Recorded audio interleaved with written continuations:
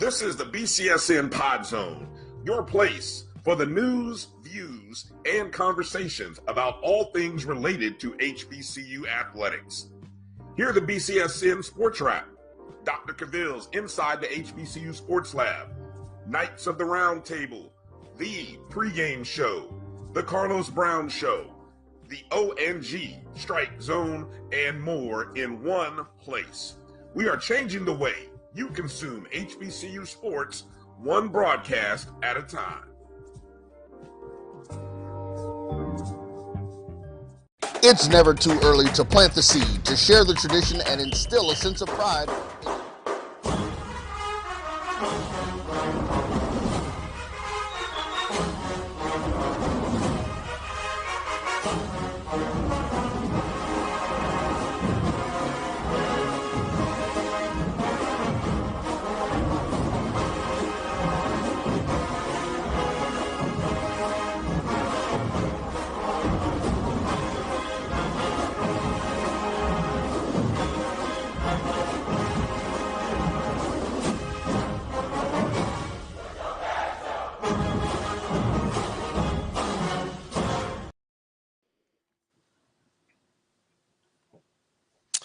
Hello and welcome to a live edition of the ONG Strike Zone. I'm Brian Fulford. That's Kelvin Rozier, and that's Kofi Hemingway. Fellas, how you doing, Kelvin? How you doing tonight? Just like I told you and Drew earlier, it's a beautiful day in Zamunda. Doing well, my brother. Beautiful, beautiful, beautiful. How we doing tonight, Kofi?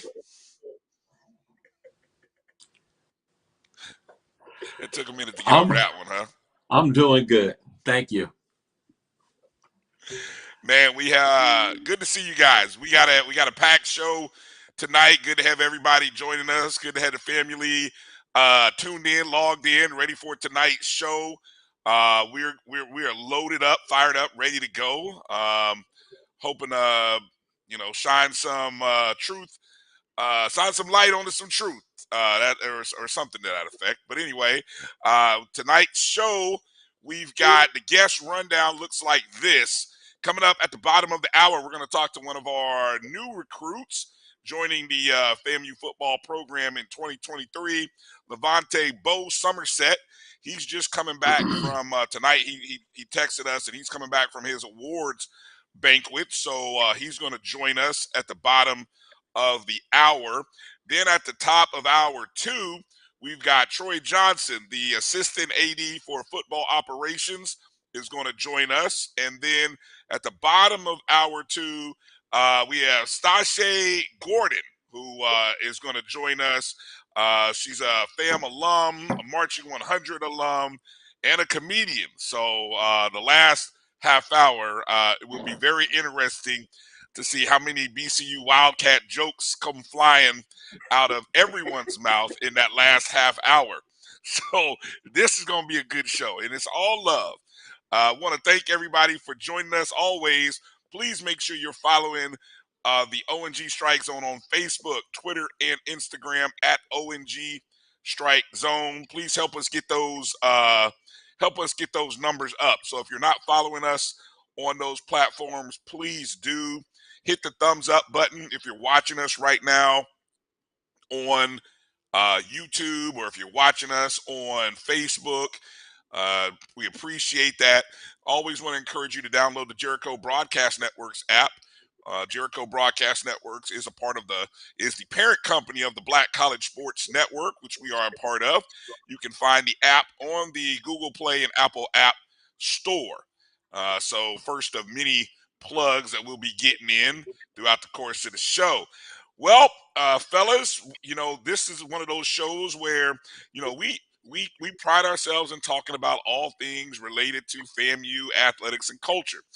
And sometimes we got to talk about maybe things just on the peripheral, but it's an important topic because it affects not only one of our in-state brethren, it affects our conference brethren, and so thus it somewhat relates and affects us because trust me, we know about challenges. So, sometimes, it's interesting watching the events of the past week and weekend of the Ed Reed and Bethune-Cookman saga play out. But trust me, we all have problems, and no two problems look alike. I mean, we trust me, we've had our own issues and problems. And so as we kind of look at things that have played out over the weekend, Nicholas Dixon came on our show on Wednesday, gave great insight into those first couple of posts by Coach Reed and just some of the reaction from players and things of that nature. Well, since that time, of course, you had the Saturday announcement by Reed. Whether you say he stepped away, he doesn't say he stepped away. Reggie Theus says they asked him to step away. Whatever it is, he's no longer affiliated with Bethune-Cookman University. We saw the Roland Martin interviews with not only the interim president, Dr. Drake, I believe his name is. You saw Roland's interview with Ed.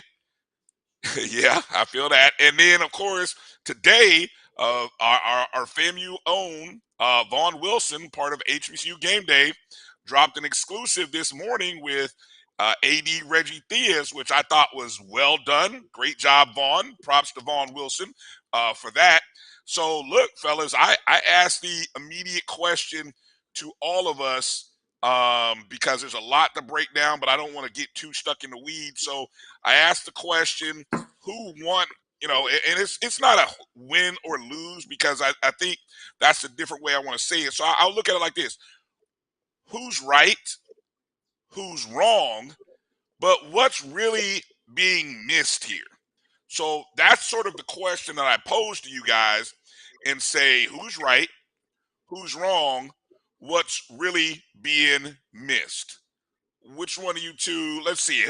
Let's see. We always seem to start with Kofi. I'll let Kelvin jump in there and start first on this one. So I was a little bit I was impacted more than I thought I would be with this story. There was a lot of people on all sides of it, and it really kind of got me down a little bit. It was kind of a drag for a while, man, because it was such a divisive issue. You had people at each other, and sometimes two things can be true. It can be true that someone needs to be more. When you in a leadership role, you have to be professional, and you have to present yourself in a certain way, in a certain light, and especially when you new to an environment. And so I always worried about temperament with these kind of hires, because not because people are bad people. Ed Reed is Ed Reed. All right, everybody know who he is. He's a good guy and done a lot, still doing a lot. So this is not a shot at him, but man, it's difficult. I mean, it's a difficult situation, and you saw how difficult the situation was when later on, as the students spoke out. But I guess what is missed is what I've always been preaching, and I think our show has done a good job of talking about this. The student athlete's experience, right? That's what's missed. Everybody worried about Ed Reed or about Bethune, about celebrity hires. No, the issue is that they had student athletes and students living in unacceptable conditions.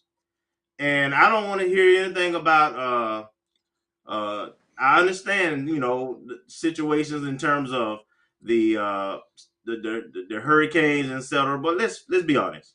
All right. If that was the president's office and they had mold and mildew, or they had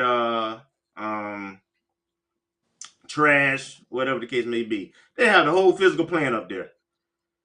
Immediately, they'll be responsive to the needs of the president. Well, why don't we treat everybody that way, especially our students? Because without them, our universities don't exist. That's what's being missed. That's the point. It ain't got nothing to do with if somebody's a celebrity and they don't understand HBCU culture. And no. We got to do better. We can do better. It was unacceptable, And one thing Ed Reed speaking out did, it gave the students, they found their voice. And through that voice, there's going to come change. Same thing happened at our great university when our team spoke up in this fall, and we were having issues with compliance. Now we have a full compliance staff, more staff than we've had that I can remember ever, just for compliance, committed to compliance.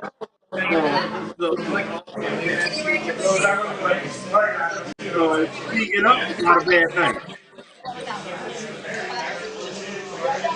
That's not me. Not me either. Yeah, let's try to make sure we figure out where that audio is coming from. All right. Go ahead. Yeah. Sorry about that, Kelvin. No, to me, that's the bottom line, right? I don't want to get into too much about, but the student athletes is an L for everybody. In my opinion, it's an L for everybody. It's L for Ed Reed. It's an L for BCU administration. It's L for the students. And at the end of the day, they still got to find a coach. They still got to try to get some kind of recruiting class here.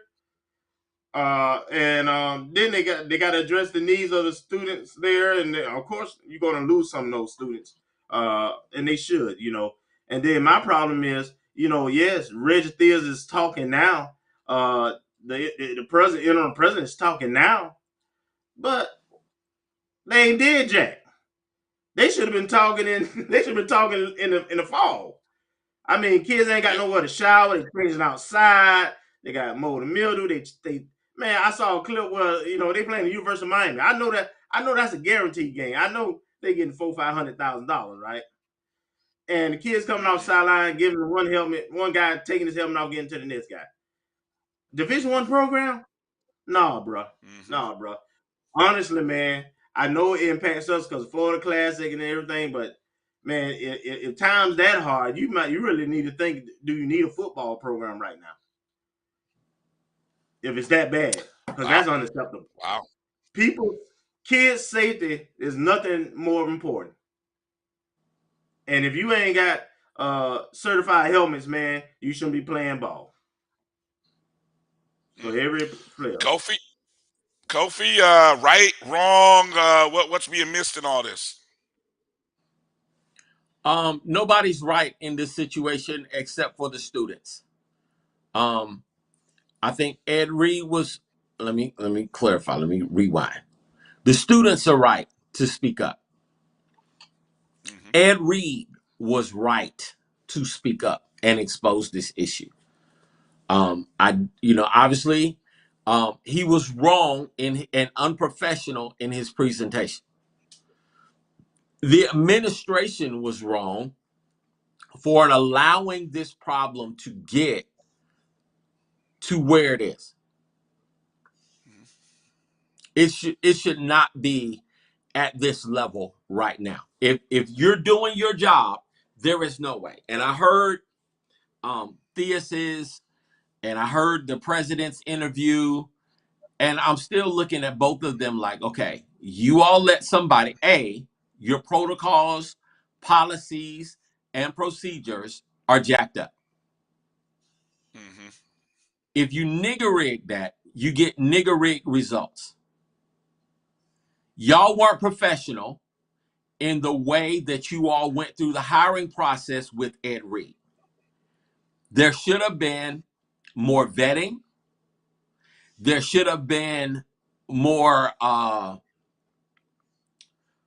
scripted follow through with the protocols in terms of the sharing of the keys, all of that stuff.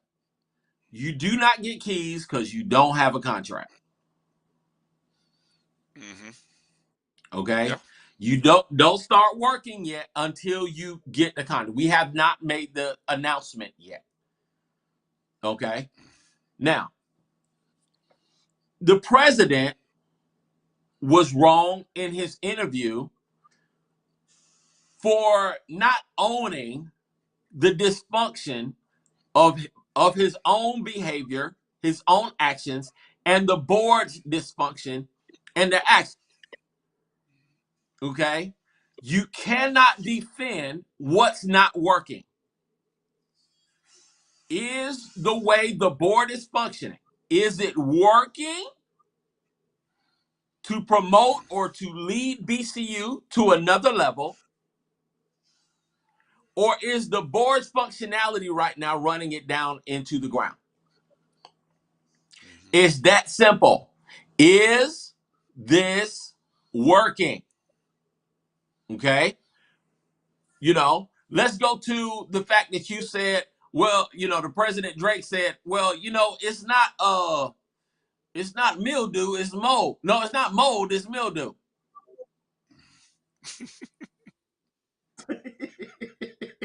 Let that marinate for a minute. It ain't funny, but it's funny. It's not mold, it's mildew.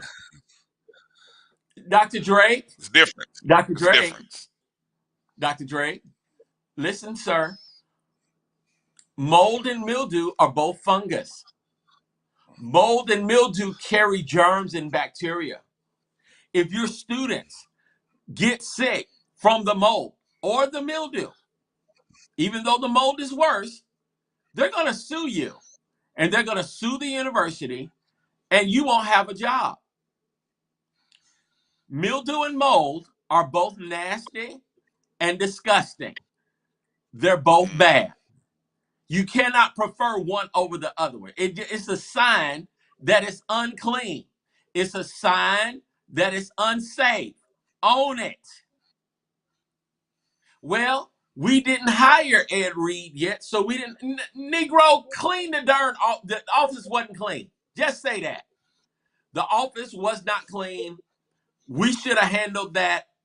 We're good. We're on it. We're on top of it moving forward. Then Ed Reed has keys to the building. He's bringing all these people onto the campus so that they can explore, just to see how raggedy your conditions are. Own the fact that they are raggedy. Now, here's my next thing. Y'all, bring everybody back onto the screen, because I don't want this to be a monologue. I need to see everybody's face. All right. So, the students are who you are called to serve. And in this case, it's the student athletes. You have student athletes in a COVID environment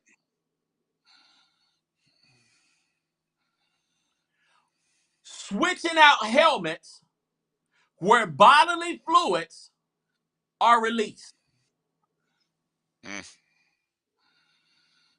Not only are there bodily fluids being exchanged in the helmet and mixed in the helmet, you already have mold and mildew in the darn helmets.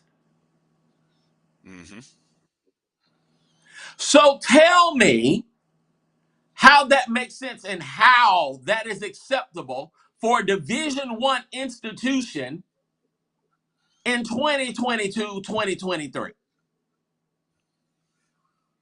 Now, if I'm going to tell you a story, I'm going to go off a little bit and I'm bringing it back home. I had a client in Atlanta who is a chiropractor, was playing tennis, and, I asked him about, what happened to him. He said, well, I was playing softball. I slid into second base. I broke my leg. I went to the hospital. They performed surgery on me. They did it the wrong way. My surgery got infected. So now they had to amputate my leg because of the staph infection that was there. This is a white man. Doctor. So, of course, he sued the hospital and got plenty of money, et cetera, but he's still walking around with a peg leg, a prosthetic leg. We're acting like this can't happen. What happens if one of those Bethune-Cookman athletes had gotten sick, and from what I understand, one of them did get sick and was down for a few weeks because of an infection? How can you allow this to go on in this day and age? Now, my question one for the administration is, did y'all know about this? If you didn't know about it, why didn't you know about it? Those are two questions, and both of them, and no matter how you answer them, Bethune, both are unacceptable. How is it that you don't even have showers on campus for your darn athletes? Dia said that today. No locker rooms on campus. You're hoarding your equipment in an unsanitized warehouse or storage unit. How is that acceptable? Why are there no standards in regards to your equipment upkeep? From what I understand, this is an internal thing, and however universities handle that. But I have to bring the NCAA into this or the SWAC, because for these kids to be going through this at this level is totally unacceptable. Yeah. I was Because just if they thinking, I get mean, how sick much and of it is the state somebody of gets Florida? sick, somebody dies, somebody gets hurt, if it's my child, I'm suing the school, I'm suing the SWAC, and I'm suing the NCAA. I'm suing all of them. Because you should have had some standards, you should have had some protocols, you should have had something in place to protect the kids. That's why you have rules, not to make people feel bad. You have rules to establish boundaries. You have rules to establish standards. You have rules to be able to enforce quality. So apparently there is no quality assurance at Bethune. It's a lack of institutional control. And how much of this do And we look because back on this nobody is Terry accepting. Sims? How much of Yes. this do we look back on the Terry Look, Sims era Terry with is a accountable. whole new light? Coach That's what I'm saying. Sims, Yes, he's definitely accountable now. Coach Sims is accountable. Reggie Theus is Definitely. accountable. President Drake is also accountable. The Board of Trustees is accountable because, from what I understand, the students knew that this was trifling. Terry Sims did address it, but they did nothing about it. He should have went public then. True. He should have told everybody, look, I got my players out here. This is unsafe. They're packing stuff. They're packing their equipment and storing it under the stadium. Let's talk about their that. How own long? Lysol. Exactly. They buy their own How Lysol. long was that going They on? wash their own uniforms. Man, come on. How is that acceptable in 2022, 2023? That's the part. That's the part that's going to screw the gate. Everybody got a broke gate. We've seen broke gates before. It's still unacceptable. It's still unacceptable. Your kids need, let me finish this and I'm going to let it go. Your kids need to have showers at the stadium. They do not need to be riding around in a COVID environment on a bus, sweaty, musty, exchanging sweat, exchanging germs in a post-COVID environment. We don't need that.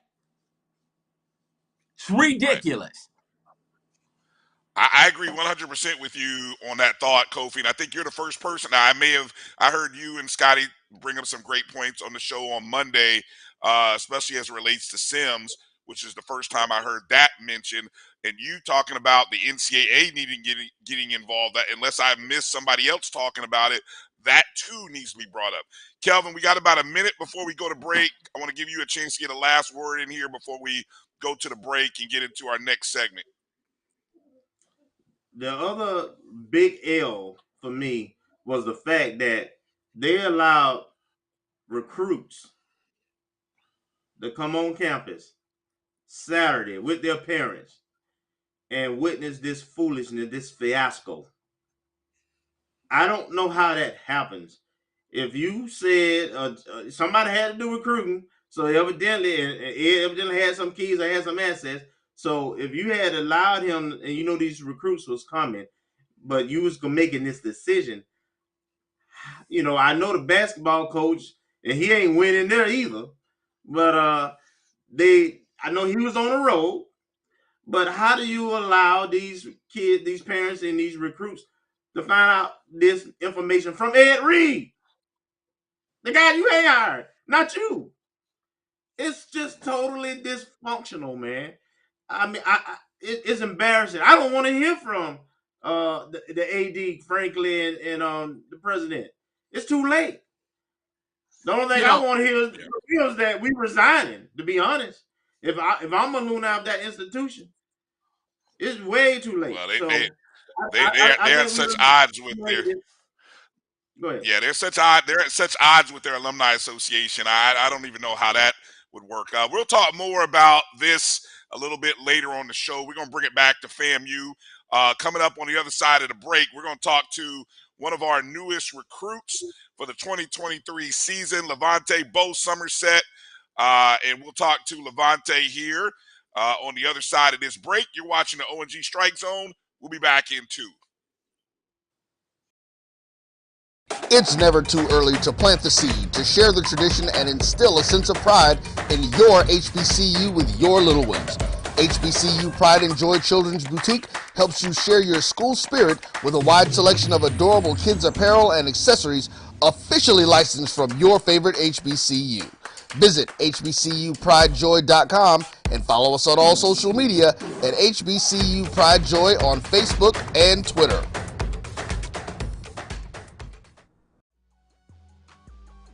This is the Dean of the College of HBCU Sports, Kenyatta Cavill of Dr. Cavill's Inside the HBCU Sports Lab with Mike Washington and Charles Bishop.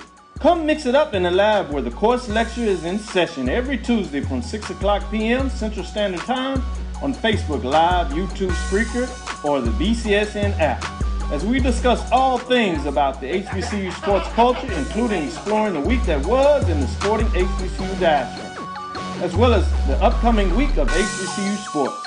With me, the Dean, the College of HBCU Sports, on Dr. Cavill's Inside the HBCU Sports Lab with Mike Washington and Charles Bishop. Course lecture dismissed. From novice to aficionado, find yourself here. High quality cigars plus personal customer service. Slow Burn is Waco's only mobile cigar lounge, featuring a meticulous, curated collection of premium cigars. Visit our website, www.slowburnwaco.com.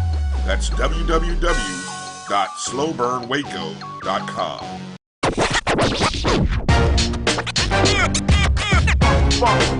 It's like a loop machine. Going around town trying to get down.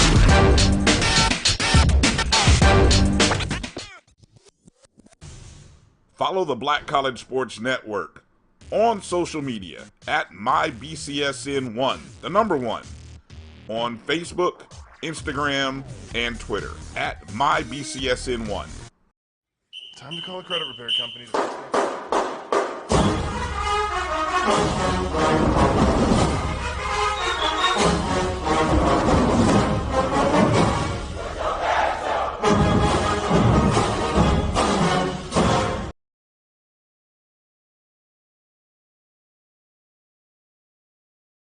Okay, we good. All right, welcome back to the O&G Strike Zone. Brian Fulford, Kelvin Rozier, Kofi Hemingway joining us right now. Class of 23 recruit, soon to be joining us on the highest of Seven Hills. None other than Levontai Summersett. Levontai, listed as an athlete, but a lot of the film you'll see him running away from defenders. 5'11" from North Fort Myers High School, actually having a team banquet this evening. Bo, thank you for joining us this evening. How you doing tonight? I'm doing good. How about yourself? Man, we're blessed, doing well. Pleasure to have you on, joining us. First off, let's start with the award ceremony. How did the award ceremony go for you? What awards did you bring home tonight? It went pretty well. I brought home MVP of the team and team captain, so that went pretty well. Congratulations. Yeah. Of course, for those who may not know, you were voted the 2022 Fort Myers News Press all area football team, first team on offense. You were also first team last year on that team. Talk a little bit about how the season went. Where did you guys finish up this past year? We went 7-2. We lost to the same team twice. The first time we lost to them 17-8 in the regular season, and then second round of the playoffs we actually lost to them by one. 32-33, but I actually got hurt in the third quarter, so I couldn't play the fourth. But the season went pretty well. I would say we came together as a good team, and I made a lot of plays for my team. We were a really good team, but those two losses against the same team just killed us, to be honest, and that's really it. All right. Kelvin, jump in there. What do you got for Bo? So, Bo, I see you play both sides of the ball, and you do it really well. By the way, very impressive. My question is, do you have a preference? Would you rather play offense, defense? Does it matter? And if you do have a preference, what you like about your preference more than the other side? I like the offensive side of the ball more. So I think when I come to FAMU, I'm gonna be playing slot and probably running back, a little running back. Okay, all right. You had a lot of offers from a lot of schools, right?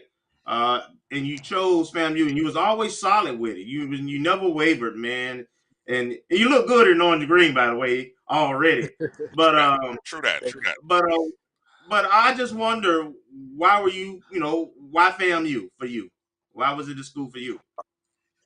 I mean, it was just a blessing getting the offer, and I've been coming up to FAMU since I was about 5 years old. My cousin graduated from there, and a couple other family members, and I would say Coach Devin Rispress just helped me a lot, and whenever he got the job, it was just like, he's really good at recruiting and other stuff like that. So I just give a big shout out to him.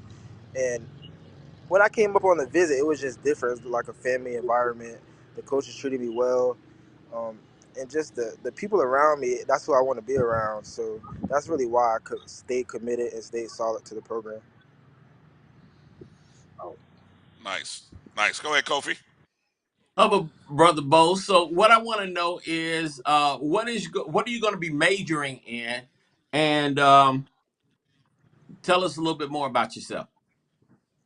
I'm going to be majoring in digital design, or I want to be physical education. And I mean, about myself, I play basketball. I'm really good at like editing and stuff like that, like editing videos, taking pictures. Um, and yeah, I play a couple sports also, like track and baseball. And I Gotcha. think I'm just a really good person other than that. Gotcha. So you gonna be one of our multi-sport athletes, or you gonna focus primarily just on football? Because our I'm not basketball sure. I team don't is know if I can get into the little basketball program, but I think I will just focus on football for now on. okay. Well, that'll work, man. So would you classify yourself as a creative? What? I couldn't hear you, sir. As a creative. Oh yeah. I'm very creative on that. Yeah. Awesome. Hey, Bo, you mentioned, of course, having played a few sports. What's the rundown of sports that you've played there at North Fort Myers? I played basketball at North Myers. I broke a couple of records. I got the most steals in a season, the most assists, and I didn't play my freshman year, but I'm like 75 points away from 1,000. So I've been scoring about 300, 400 points a year. So yeah, I would say I'm pretty good at basketball too. And track, I did long jump and 4x1. So are you playing basketball currently this season? Yes sir. I had a game last night. Okay, nice. How'd it go for you? How'd it go last night? It went pretty well. I had 22 points. I don't remember how many assists, but um, two other of my teammates broke records last night too. One of my teammates, Octavius Weaver, he had 1,000. He broke the 1,000 point record, and then my other teammate Quentin Winbush, he actually broke Deion Sanders' record for 45 points. Oh, Oh. nice. So you went to Deion's high Okay. school? Yes, sir. I'm going there right now. North Fort Myers High. Okay. Hey, how does in the recruitment process, and I've heard this from other coaches, a lot of football coaches love seeing guys such as yourself that are also playing basketball. Um, for in talking with Coach Simmons and the other coaches, how did they sort of translate, or how did they or how does basketball translate for you when it's time for football? I mean, did the coaches like the fact that you're also a multi-sport guy that also plays basketball? Talk a little bit about the relationship there between those other sports and football. I mean, basketball helps you a lot with like quickness and staying in front of people. So whenever I told Coach Rispers and Coach Simmons that I play basketball, they actually liked it a lot because I'm staying in shape, and I'm just work. My footwork's pretty well with that, and I think basketball helps a lot with like footwork, staying in shape, and other stuff like that. Mhm. All right, all right. But one more question, Kelvin, because which classification is North Fort Myers? Are you guys 6 or 7A? We're 6A, Okay. All right. I'm just gonna but keep. like I now gotta they look out have for they you have guys. something like Metro or something like that, but I don't remember Well, Metro yeah, I was thinking and about Suburban for or something like basketball that. though. Basketball. For Oh, basketball, are you I six think A? we're 6A. Okay, okay. Good deal. Yeah, they switched the whole thing with football with Metro and Suburban Oh and all yeah, that. yeah. Yeah. Kelvin, go ahead. So, Bo, what is your expectation? First of all, when are you planning on coming on campus at FAMU? And then, what is your expectations your first year once you get there? Well, I what are come you training for? I come in June, like a couple days after graduation, and I'm coming in to work. So, I mean, I just want to be a true freshman, come in and play instantly. But I know I got to work hard, learn the plays and stuff like that. So, I'm just ready to come in and work hard, to be honest, and help change the program. I mean, Coach Simmons is doing a good job, and I just want to be a part of it. Yeah, so you talked about playing slot, and of course, we have a NFL uh, potential draftee that's leaving our program after using his eligibility, Xavier Smith. And you say you've come to games and watched the team for a while. Did you watch him over the last 3 years? And what's your take on how you think you can fit into the offense and have similar success? I mean, I think I would say I play similar as K Dot. So I mean, I think I could come in and fill his position whenever he leaves, or just come in and be a part of the program, like how make an impact on how he did. So yeah, that's. I think I could fit in the offense pretty well. Okay, last question. From me? What's your 40 time? What's your 100 time? I ran a 4.57, and my 100 time. I don't think I ran a 100 in track. I just ran 4x1, to be honest. Okay. Okay. All right. Cool. Great. I Go just ahead, have coach. one question. All right. I have one question. Well, two. I'm gonna make it two. Who's your favorite football player, and can you dunk? Like, if you had the opportunity to dunk on somebody, would you go on ahead and give them the dunk, or are we laying it in?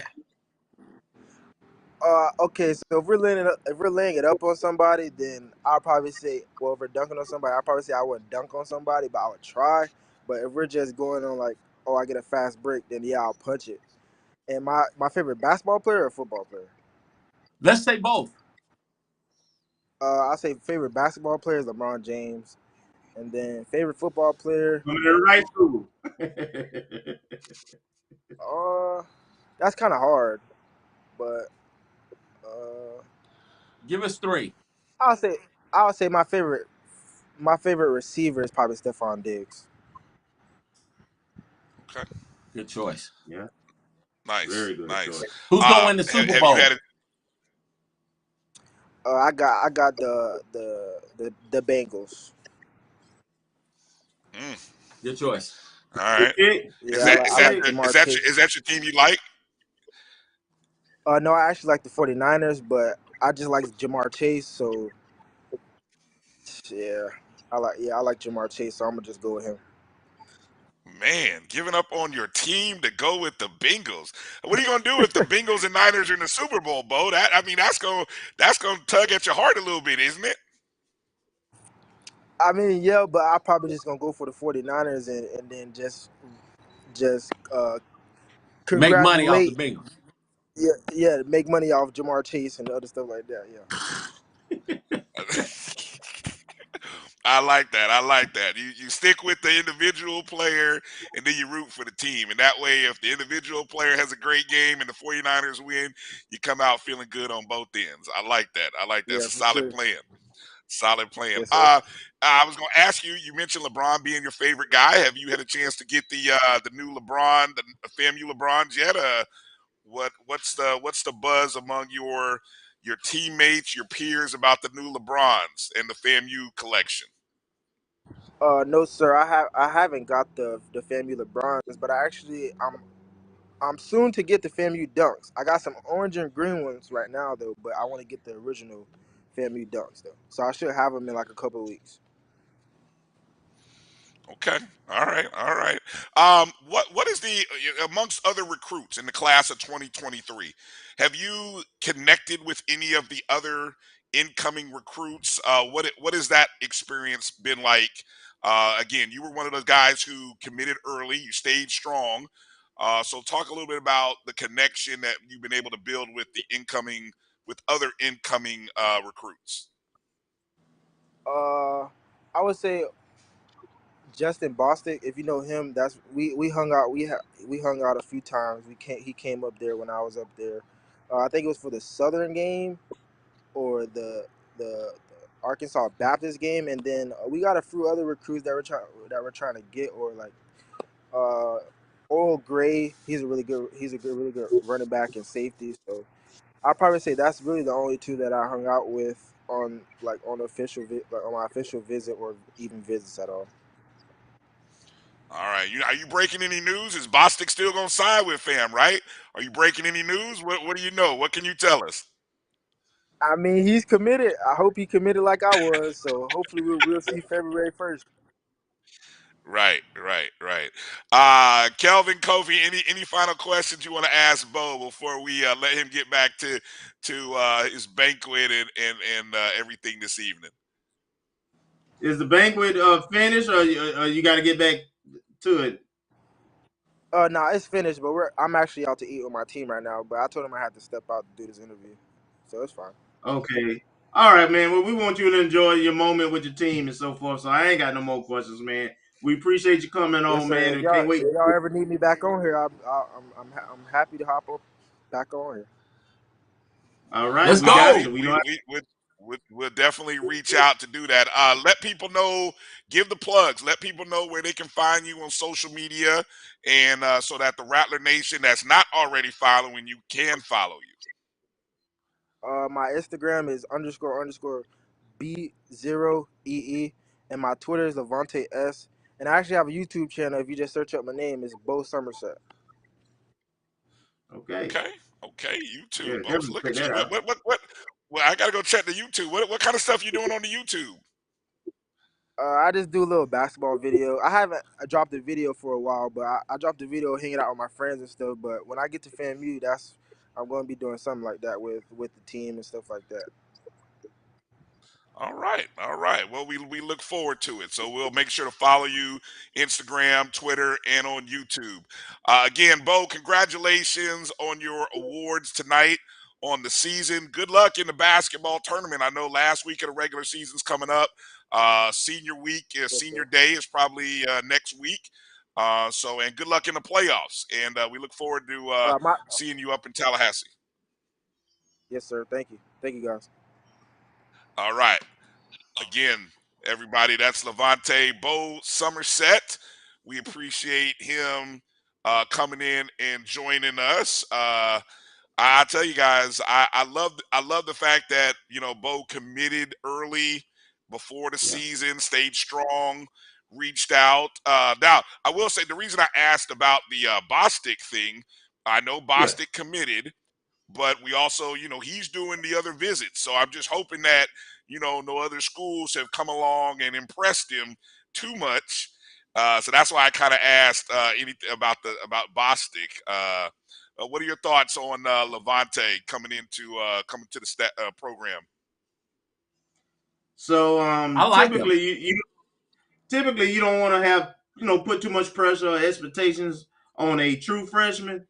But if anybody saw his film over the last 2-3 years, he is a stud, and he's a solid 3-star. Been a 3-star for a while. He had offers at Power Fives. So coaches, y'all did a great job in maintaining your relationship with this young man. And I see him and Justin Bostic and some of the names he mentioned interact and talk and so forth. But he's a stud, man, and I think he has skill sets that translate, and so it's possible for him to maybe come in and contribute. Now, our receiving core is real steep, but I think he's going to bring some competition. Mm-hmm. Have you guys noticed? It should not. We brought in some really dynamic freshmen over the last couple years as we've watched the recruiting, and we've sort of seen them, and then we haven't seen them, and I think that probably speaks to the challenges of being a freshman student athlete. And I hope that we have the good infrastructure in place to provide these freshmen with the good academic support they need so that they can maintain eligibility, manage all the stuff that we remember when we were freshmen and we didn't. Well, Kofi, you obviously had the band, but I know it was challenging just being a freshman by itself. So let alone adding, stuff to that like football, the 100. That can be tough. It can wear on you. Any freshman tales you want to tell there, Kofi? Nope. Okay, we'll leave it at. Why he tried you like that, Cole? No, I didn't try. I was just asking. Look, I was hundreds of miles away from live TV. No, I didn't. No, I did not. On live TV, man. No, I didn't. We don't know nothing. Look, so this is the one thing that I know about Coach Simmons is that he has an eye for talent. And I've seen coaches come in and guys that are really, really good, they're like on the bench. And you don't find out about them. Like the previous coaching staff had Bishop Bonnet on the bench. And when he got the ball, everybody's like, well, is he a new recruit? Like, where did he come from? You had Leroy Van on the team. Everybody's sitting up there like, is he a recruit? Van had been there, but Coach Taylor saw something in him and put him out there. And Coach Simmons gave Bishop Bonnet an opportunity, and he made the most of it. So, Bo is going to have an opportunity to show what he's got. Francis has gotten into the game, and our running back core is deep. He reminds me in his build of Azende Ray. He can catch, he can run, he's got ball skills. If he brings it and remains focused, he's going to have an opportunity to play. Yes. All right. Before we go to our next break, we got to mention our men and women's basketball trip to Mississippi. No, we don't. We don't have to mention nothing. Keep going. Go ahead. There's only 4 minutes. It'll be quick because there's only 4 minutes left in this segment, so maybe we can get in and out. It seems like it's something going on with the cameras anyway. We can break it down and take a commercial break and come back. Let's do that. Seriously. All right, we'll take a break. Come back. reset things, and get ready for our interview with Troy Johnson coming up at the top of the hour. You're watching the O&G Strike Zone. We'll be back in just a moment. Time to call a credit repair company to fix my credit. Hold the phone, man. You can do it yourself with Credit Versio. That's way too hard. Call the credit repair company. Most credit repair companies only work on 1 or 2 accounts at a time, making it slow and expensive. You won't figure that out for months. Ignore him. Credit Versio's brilliant software scans all 3 credit bureaus, finds the accounts that are hurting your score, and guides you through the entire process. Anyone can do it. Let's fast forward and see the results. Wow, I fixed my own credit and saved hundreds. You can do this. Visit creditversio.com. Can I get the now bar, please? $1. Have a good one. Got it. Hey, what's going on? Hey. Let me get a now bar. Sure. $1. Appreciate you. Got it.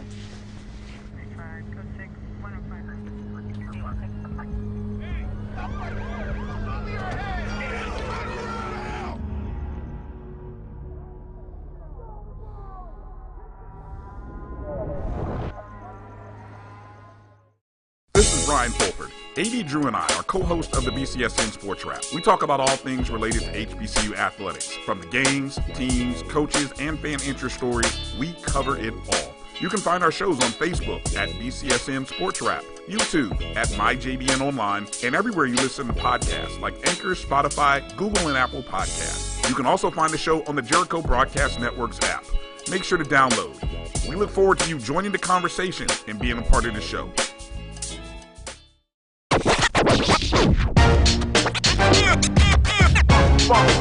It's like a loop machine. All around town, people trying to get down.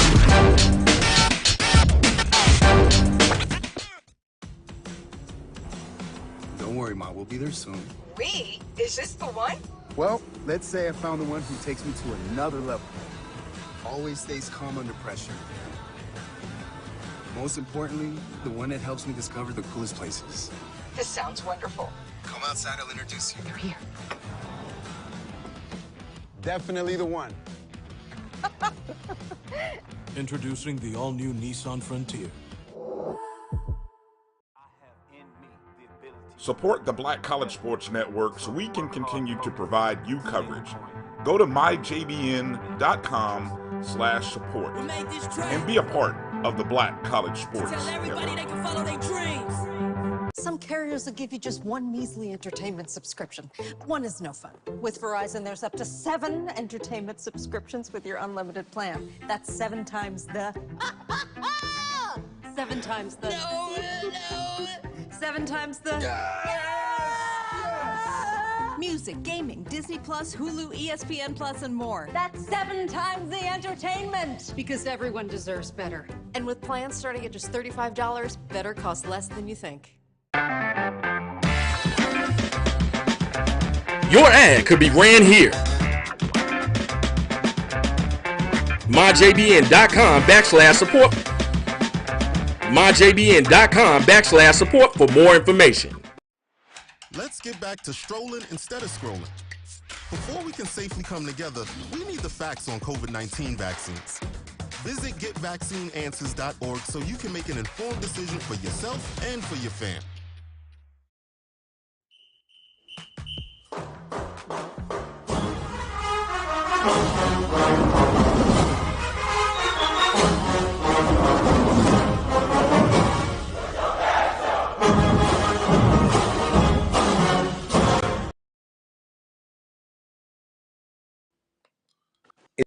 Is my lighting good? All right, welcome back to the O&G Strike Zone. Brian, Kelvin, and Kofi coming up here in a couple of minutes. We'll have Troy Johnson joining us here. But as I said, coming out of the break, we'll just briefly mention our men and women's basketball trip to the SIP. A pair of losses for our men and women against Alcorn State on Saturday, Jackson State on Monday.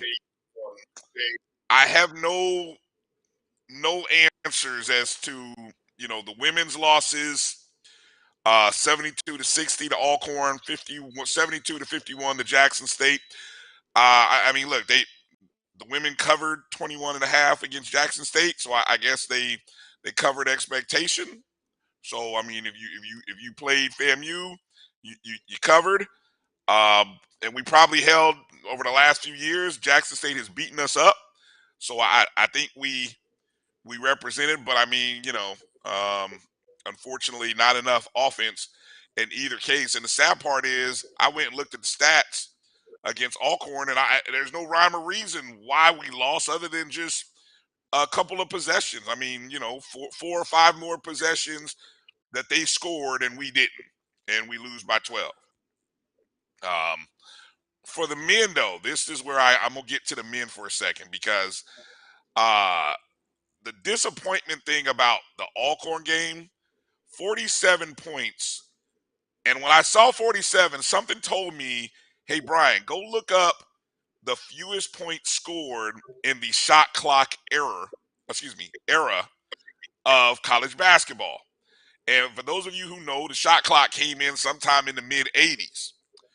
45 points sits as the sort of the floor of the top 100 lowest offensive outputs. The 47 points we scored, by the way, we were sitting at 44 prior to a three-pointer with 31 seconds left.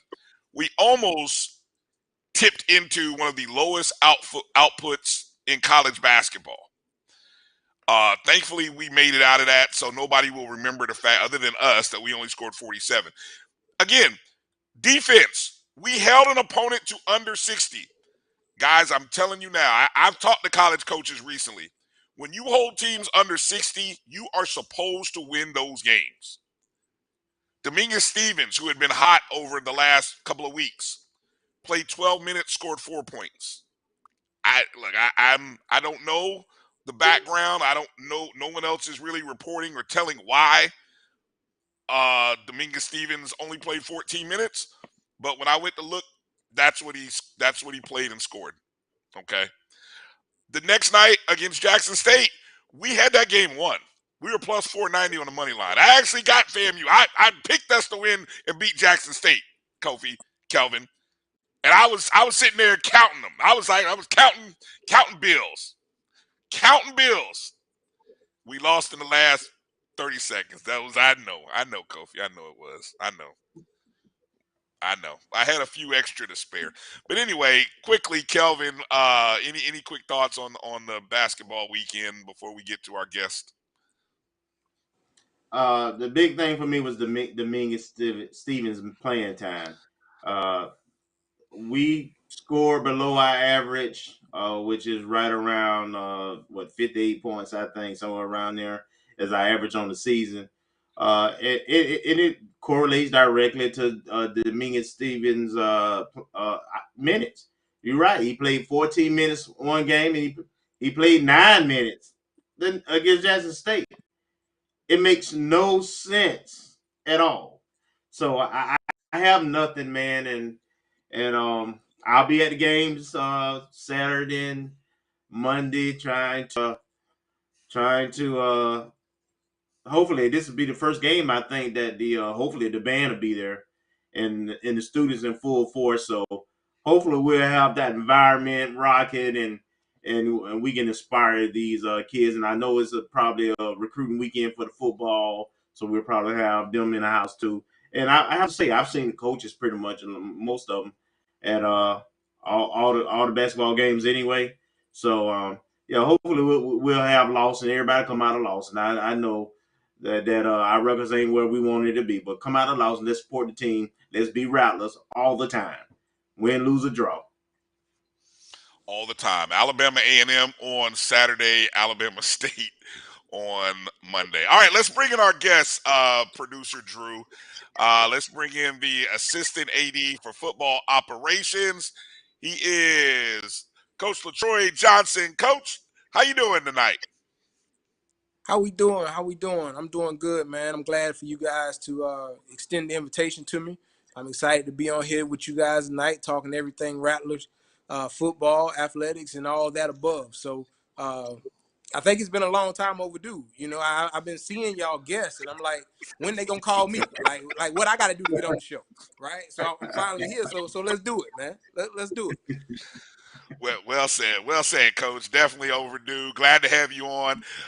Hey, for folks who don't know you very well, tell us, give us the Cliff Notes version of how you made your way to FAMU, and a little bit about your role as the AD of football, assistant AD of football ops.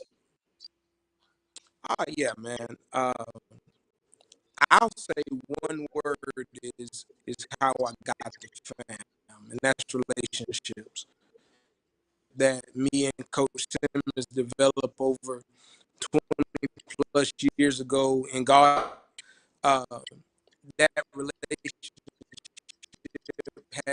has transcended, I'll say lifetimes, because we both have kids that are 16 while we have been developing relationships. So that's how I got here.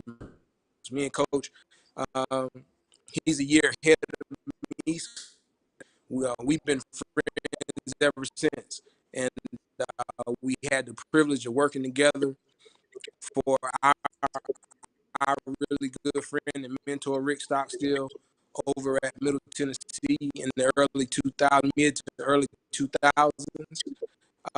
And we always kind of manifest working together as him being the head coach and me being someone on the staff. And we finally been able to put that to, put that dream to bed and make it a reality. And all travel for football, the whole yards. I'm also responsible for all the day-to-day activities of the football program in-house. I oversee all of the. Hey, Look Kelvin, like can you got hear somebody. me? Yeah, I think Yeah, we I can. lost. I think that might be on Coach's. I think that's on Coach's end here. We gotta check his connection here in just a second to make sure we're on a good Wi-Fi signal with Coach there. So give us a second, and we'll kind of get that squared away with Coach Johnson here coming up. You guys got me? Am I still here? Yeah, we got you. I think we might have lost you on your signal there a little bit. I know Hey, things Pastor get crazy Troy, with can you Wi-Fi. turn your phone to the side? Turn it like this.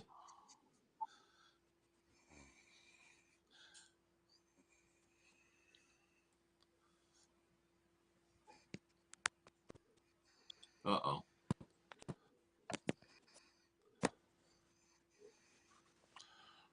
We working it out. Yeah. Them snipers is busy tonight. They don't want this message to get out. Look, you asking? Go ahead. no, I'm just saying, anytime there is something important that has to be shared, a lot of times there's additional warfare. But we gon' there we go. We back? Yeah, Yes, sir. yeah. We're back. All right, so we're Good. going. Well, so you were talking a little bit about a little of the functions of your role there. Yeah. So I don't know what part cut off, but mainly I'm in charge of all of the day-to-day operations for the program. So that's all the support staff areas that touch football, from equipment to sport, video, strength and conditioning, our recruiting department, and our newly player development area as well too. So I oversee all of that. I'm in charge of travel, making sure we can travel at a first class rate. We stay at first class hotels and eat first class foods, and do all of those things that go into our road game and our preparation while we're away from Brad. So this time of the year for you, which part of the season are you planning? I'm sure you're also looking at the fall, but are you focused right now on the spring or the recruit? I know. Let me backtrack. We got recruiting, signing days coming up. Then you got the spring practices, and then you got summer and fall. Which part of the planning process are you in right now? All of it. All of it.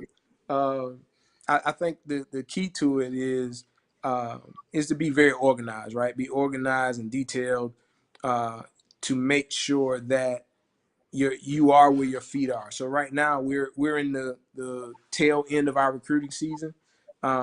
We have done a really great job. Our coaching staff has really done a really, really good job to identify talent in the early signing period. As you all know, that we've signed a plethora of athletes in that early signing period. So we're pretty much on the tail end of it now, recruiting wise. We'll probably sign anywhere between 2 to 5 individuals coming up in February on signing day, and then we would transition into from a football standpoint into our conditioning and into spring practice. For me, once we get recruiting season over with, I'm transitioning now into finding hotels for the 23 season, getting ready to get out on the road and do some site visits, spend some times with the potential hotels that we're looking to partner with in the 23 season. So that's kind of where my mindset is right now, is getting that done. Okay, Kelvin, go ahead. I was wondering, do you help play any kind of role with the schedule itself and scheduling with Coach? I know Coach and the AD, talk and stuff, but I was wondering, do you play a role in that? And also, in terms of kind of, peel the onion back in terms of how do you go about, contacting hotels and choosing locations? What are you looking for when the teams travels in terms of travel arrangements? Good question, man. Good question. To the scheduling piece, no, I don't. I don't get heavily involved in that. I leave that up to coach and the AD and the administrative team in that regard. Although if there's a common denominator within there, let's say we're trying to schedule a team and I may have worked there or worked with somebody there or know someone on staff, I may make a phone call or two if need be. But for the most part, that's all Coach Simmons and our athletic administration team that kind of handles that. When it comes to hotels, you're looking for to where you're playing.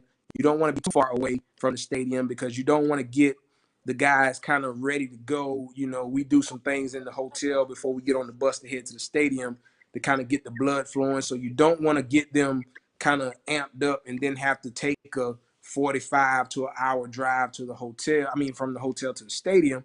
So you look for close proximity to where you're playing. You also have to make sure hotel is full service because we, unlike the old days, we don't want to get on the bus and drive to go and go through the buffet line for pregame. You know what I mean? We like to, when we get to the hotel, we like to be at the hotel and stay there. So it has to be a full service hotel.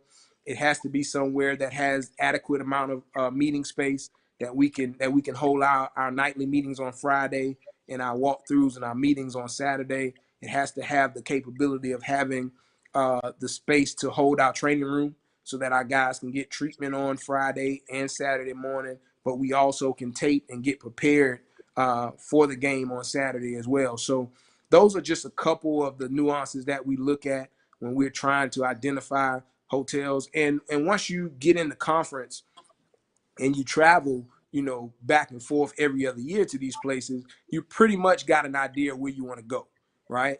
The one thing I can say about us as a football staff led by Coach Simmons, we are probably the most baseball-oriented football staff that you'll find.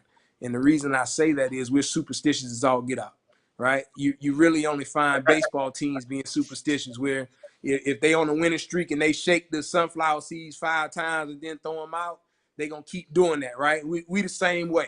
If you notice, after every touchdown scored, Coach Simmons is gonna look to his left or his right for some Gatorade, and typically I'm gonna be right there to hand him a cup because that's just what he does, right? So from a hotel standpoint, it's the same way. If we played in your city in a year and we won the game, you better believe we're gonna probably go back to that hotel the next time, right? And so we use all of those things, man, to try to find where we are, and it just goes into we're creatures of habit. That's really what it all boils down to. So the more we can keep our guys on a training routine and they know where we at, they know where we going, they kind of know where the meeting rooms are gonna be, they know where the dinner room's gonna be. The more we can do that, the better off we can be. Now they can just focus and go play ball. Okay, so a follow up to that is I know you deal with a little bit of the logistics, a lot of bit of the logistics, and I was just wondering from a transportation standpoint, the buses coming to and from the airport, to and from the hotel, or even the games that we fly to. How involved are you with that process? That's all me. That's all me. That's one of the things that that falls into my role. And thanks to our partners over at Astro Travel here in Tallahassee, they make sure that we are where we're supposed to be when we're supposed to be there. Those guys over there do a really, really good job of providing us with top tier transportation. I've been to some places over time where we've been on the road and had to pull over to the side of the road because one of the buses broke down, and now you got to take people off that bus and put them on the other 2 buses, and you got football players double up and staff double up and all that type stuff. So that's not a good feeling. So to be able to get on the bus each and every week, whether they're taking us to the airport or whether they're taking us to our destination, and know that we're getting there safely, we don't have to pull over for any mechanical issues or anything like that. It make me sleep a little bit better, especially when I'm on the bus, right? So Astro does a really good job for us. Shouts out to Astro. Awesome. All right. Go ahead, Kofi.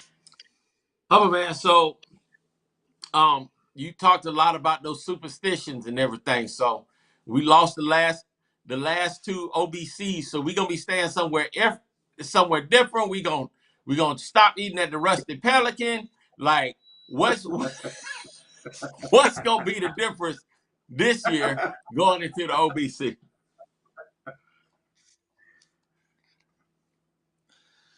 Did they snipe him? Did they get him? Hello? Let's see, Coach, you still there? We may have lost him as we're catching up. Let's do this. Let's take a short break. Come back, see if we can catch Coach Troy Johnson on the other side, and get our signal straight. We'll be back in just a moment. You're watching the ONG Strike Zone. We'll be back with Coach Johnson on the other side.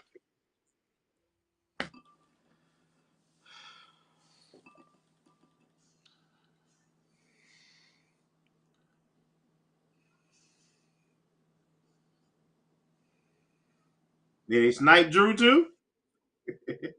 Then snipe me. I'm scared to move. Yeah. I'm moving. I ain't scared. I ain't scared. Snipe me.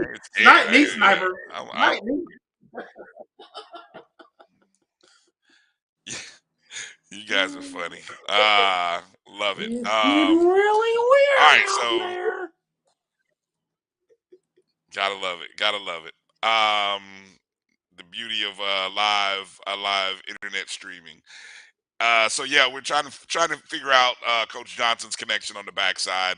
Appreciate you guys. Not sure our producer might be talking to him, might be talking to help support here in a second. So appreciate you guys hanging in there with us as we get this situation worked out. I'm interested to find out from Coach about this player development that he mentioned a moment ago. You heard him mention that, right? Yeah. So what now? I'm glad we have him on because I this is my first time really getting just to talk with. I see him around all the time, but this is our first time, and I mean, he clarified a lot of things about what his responsibilities are. It's a tall task, man, when you got the traveling party, like when you fly somewhere, even when we don't, with coaches, team, support staff, administration, and everything, you're talking at least 115 to 125 people minimum. So it's a lot of responsibility moving a football program across country. So it's a lot on it. It's a lot of moving parts in that because certain people have to be to the field at a certain time.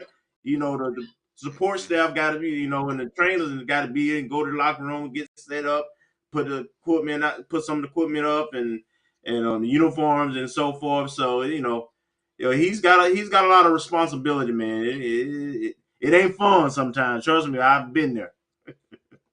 Hey guys, can we log out and log back in and see if something changed? Well, let's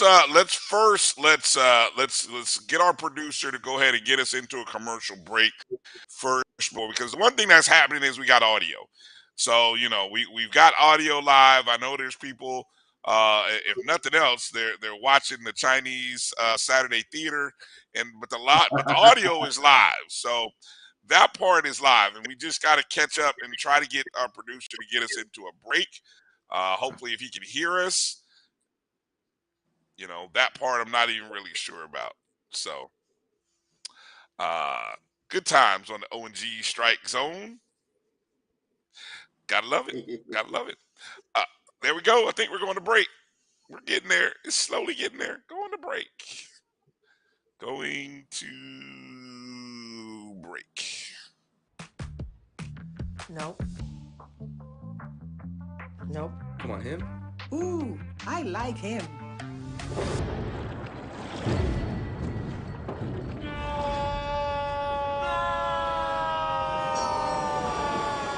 Quick, the quicker picker-upper. Bounty picks up messes quicker, and each sheet is 2 times more absorbent, so you can use less. He's an 8. He's a 9. Bounty, the quicker picker-upper.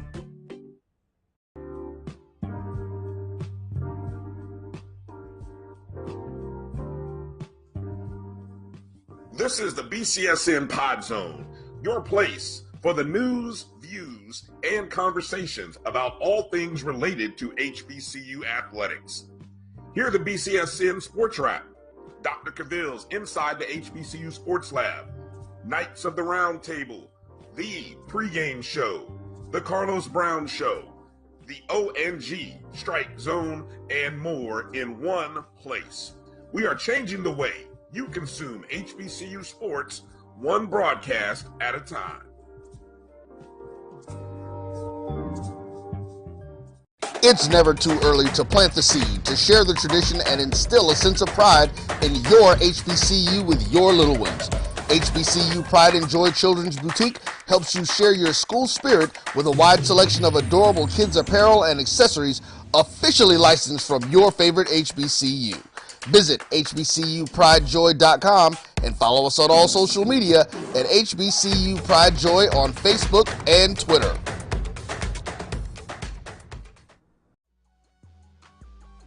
This is the Dean of the College of HBCU Sports, Kenyatta Cavill of Dr. Cavill's Inside the HBCU Sports Lab with Mike Washington and Charles Bishop. Come mix it up in the lab where the course lecture is in session every Tuesday from 6 o'clock p.m. Central Standard Time on Facebook Live, YouTube Spreaker, or the BCSN app, as we discuss all things about the HBCU sports culture, including exploring the week that was in the sporting HBCU diaspora, as well as the upcoming... It's like a loop machine. All around town, people trying to get down.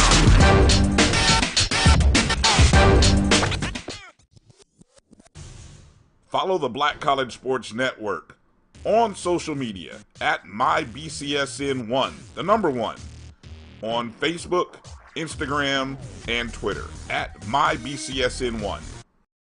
Time to call a credit repair company to fix my credit. Hold the phone, man. You can do it yourself with Credit Versio. That's way too hard. Call the credit repair company. Most credit repair companies only work on 1 or 2 accounts at a time, making it slow and expensive. You won't figure that out for months. Ignore him. Credit Versio's brilliant software scans all 3 credit bureaus, finds the accounts that are hurting your score, and guides you through the entire process. Anyone can do it.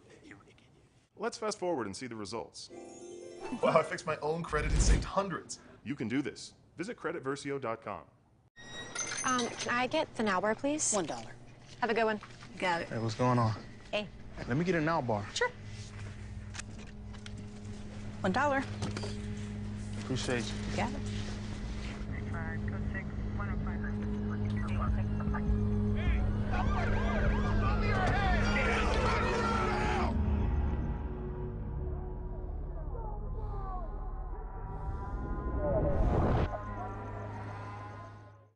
This is Brian Fulford. AD Drew and I are co-hosts of the BCSN Sports Wrap. We talk about all things related to HBCU athletics. From the games, teams, coaches, and fan interest stories, we cover it all. You can find our shows on Facebook at BCSN Sports Wrap, YouTube at MyJBN Online, and everywhere you listen to podcasts like Anchor, Spotify, Google, and Apple Podcasts. You can also find the show on the Jericho Broadcast Network's app. Make sure to download. We look forward to you joining the conversation and being a part of the show.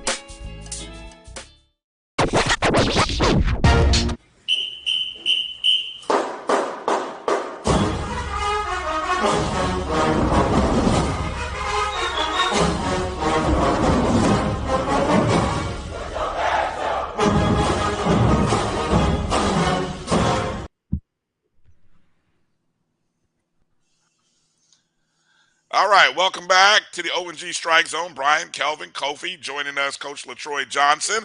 Kofi, go ahead. You were up, going to ask Coach a question there. Yeah, man. So I was asking because y'all talked about all them superstitions and everything, and I know y'all got home game on lock, but we lost the last 2 down there in Miami. So what are we changing? Are we not going to eat at the Rusty Pelican? Are we changing the hotel? We already lost at Schuler's because we can't stay there. I don't know where y'all stayed last year, but please don't even drive anywhere near that darn hotel. Don't even look in that darn direction. Don't even breathe. If y'all got to stay in darn West Palm, please don't come near that hotel no more. Oh my God, Hey, that was just she do. So, Big D's, man, you can find me at Big D's a bunch. You can find me at Big D's a bunch. I got you. So let me ask you this. So is macaroni and cheese a must-have on your barbecue plate, or do you have to have, or would you prefer a separate side? You ain't got to give me macaroni, not barbecue. You give me some potato salad and some beans, and I'm good.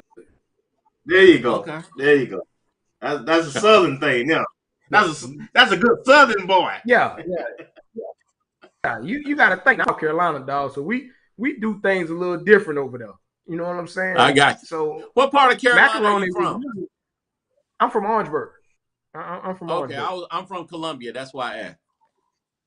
Yeah, I'm from Orangeburg. So for us, man, macaroni was a Sunday dish. You got macaroni on Sunday, but if you went to the real spot to get you a plate, you know what I'm saying? Them beans and that potato salad gonna be on there now. I can dig it because everybody macaroni and cheese is not good. So I got you. No, not at all. Not at all. So speaking of that Orangeburg flavor in that South Carolina State game, man, I feel like I got family. All right, so my mom went to Alcorn, my dad went to North Carolina Central, but the rest of them went to South Carolina State and Jackson State.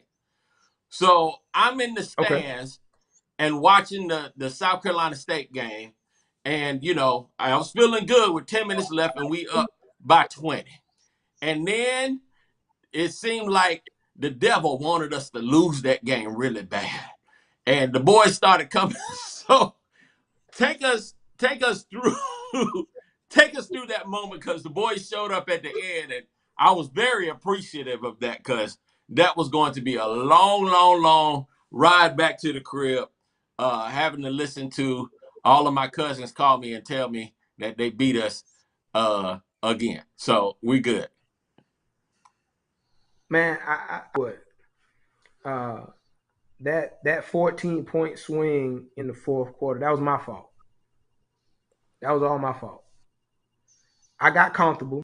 We was up 21, whatever it was, 21-0 or whatever.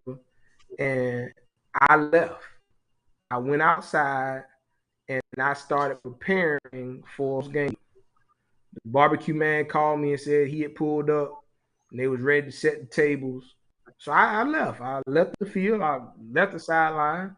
I went outside and started setting up the tables for the post-game meal. And then I hear the Marching 101 playing Get Up for the Bulldogs. So I was like, all right, they must have scored. So I didn't think nothing of it. We still going to do what we do. We up 21-7 now, right? So we moving tables. We setting up food and all that stuff. And next thing you know, Coach Troy Johnson, assistant AD of football ops, FAMU football. Coming up, we'll take a short break, come back in another 2 minutes. You're watching the ONG Strike Zone. We'll be back in just a moment.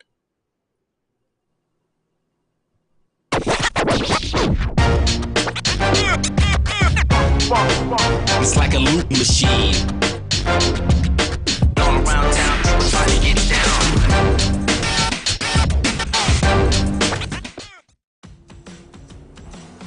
Don't worry, Ma. We'll be there soon.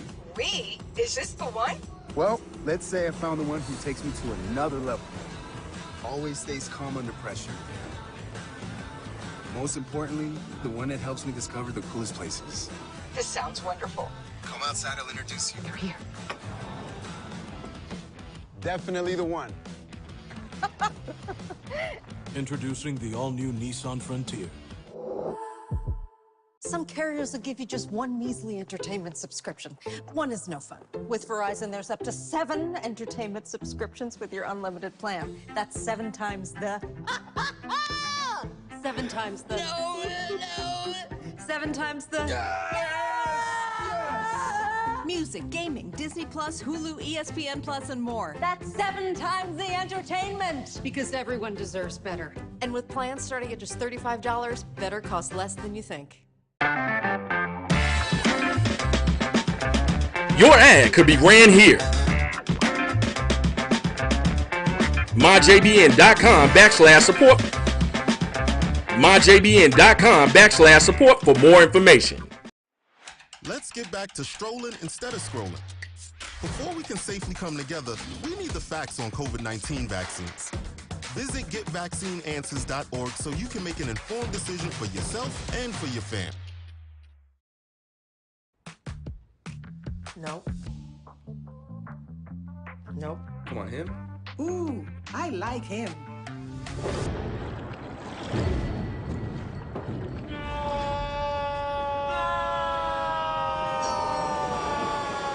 Quick, the quicker picker-upper. Bounty picks up messes quicker, and each sheet is 2 times more absorbent, so you can use less. He's an 8. He's a 9. Bounty, the quicker picker-upper.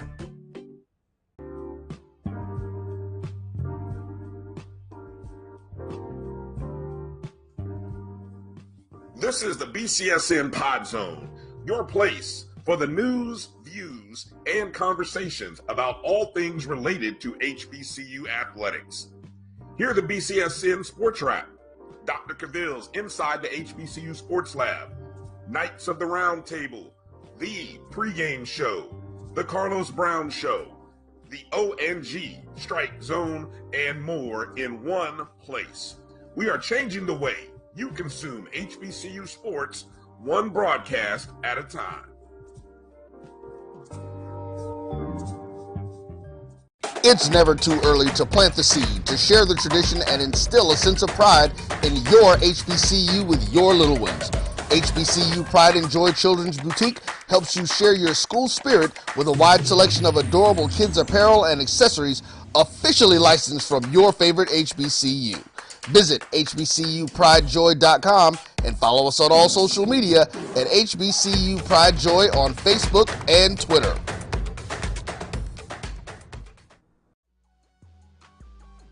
This is the Dean of the College of HBCU Sports, Kenyatta Cavill of Dr. Cavill's Inside the HBCU Sports Lab with Mike Washington and Charles Bishop.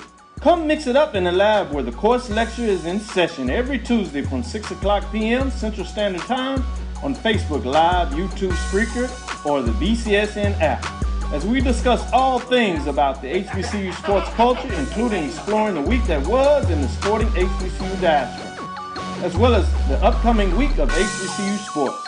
With me, the Dean, the College of HBCU Sports, on Dr. Cavill's Inside the HBCU Sports Lab with Mike Washington and Charles Bishop. Course lecture dismissed. From novice to aficionado, find yourself here. High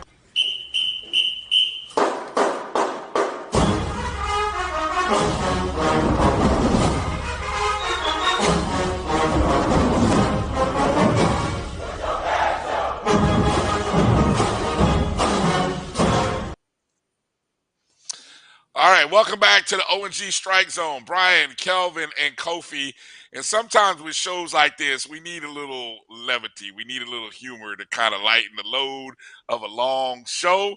So it's a friend of Kofi's is a friend of ours. So it's a pleasure to have on Miss Stahsay Gordon, a Rattler, a member, alumni of the Marching 100.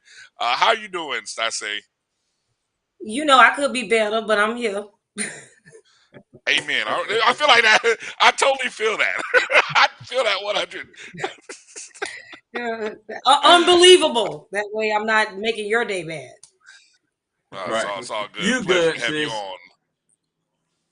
sis. on. So tell everybody again, we're gonna start. I got a couple of questions just to get us in the flow and stuff. So tell everybody what instrument you played in the 100.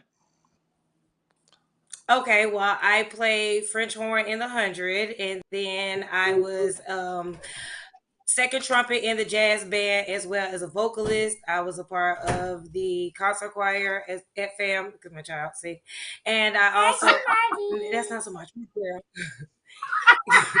And